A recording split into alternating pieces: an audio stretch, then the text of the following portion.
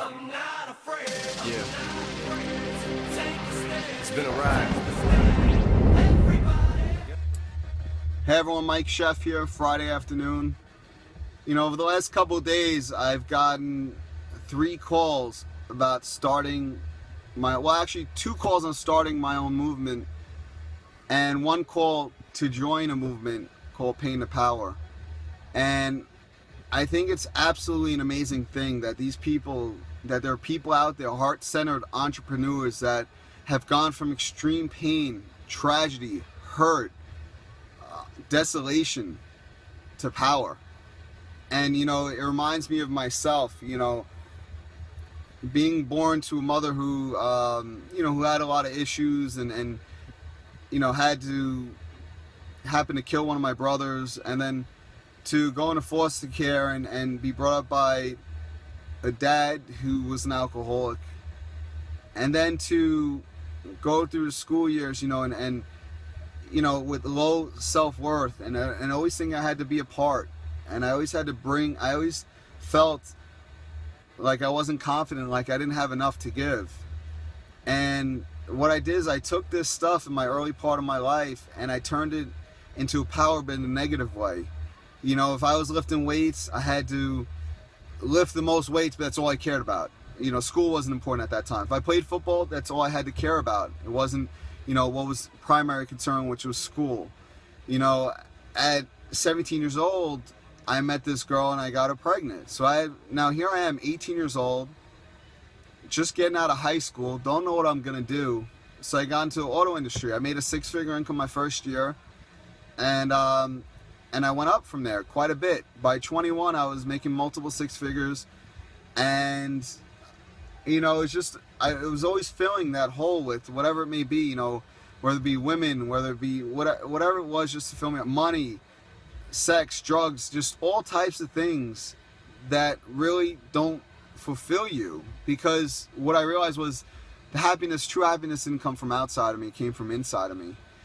And as I dealt with this pain, as I got up into my 20s, as I became more and more successful financially, and I bought more and more things, and I spent more and more money, and I got involved in drugs, in and out of drugs, almost lost my house twice, almost lost my family twice.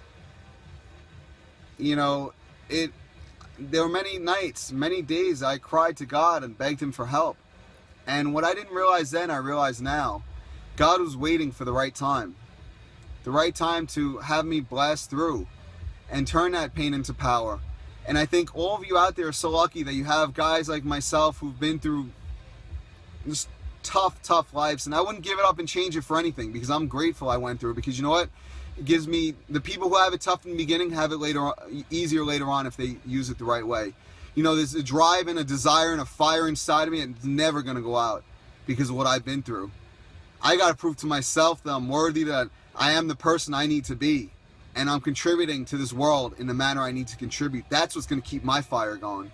You know, and these other guys in the Pain to Power group and other people I'm talking to on Facebook, I think you guys are what you're doing is absolutely amazing. And there's people out there, whether you're an entrepreneur making $10 million a year, or that homeless guy on the street that's been through pain. It all depends on what you're prepared to do with it and who you're prepared to learn from.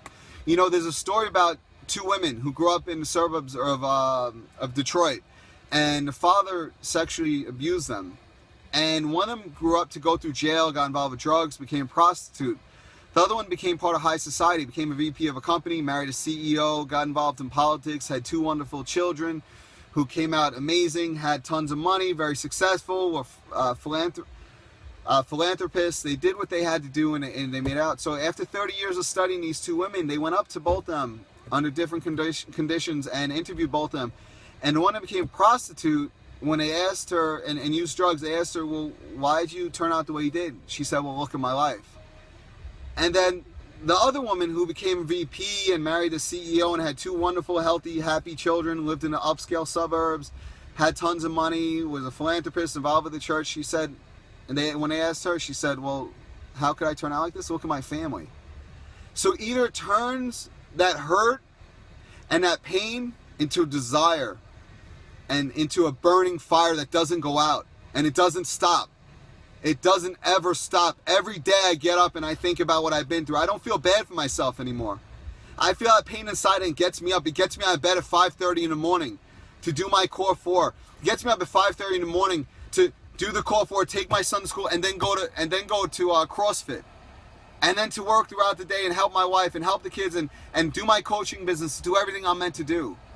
So if you're out there and you're feeling pain and you're embarrassed to admit it, don't be embarrassed. Don't let it hurt you another day before you take action and do something about it. Because it's your choice. It's your life. But don't waste it. If you made it through, it's your obligation to help others make it through. It's not your right, it's your obligation. Become who you were meant to be. Do what you're supposed to do. Don't let it hinder you anymore. There's people to support you. There's people that care. There's people that love you. There's people that are willing to do anything for you. So take advantage of what's out there. If anyone has any questions, contact me, instant message me, and I'll either put you on one of my groups or I'll put you on with my buddies at Pain to Power. All right? Have a great day. I love you all. God bless you.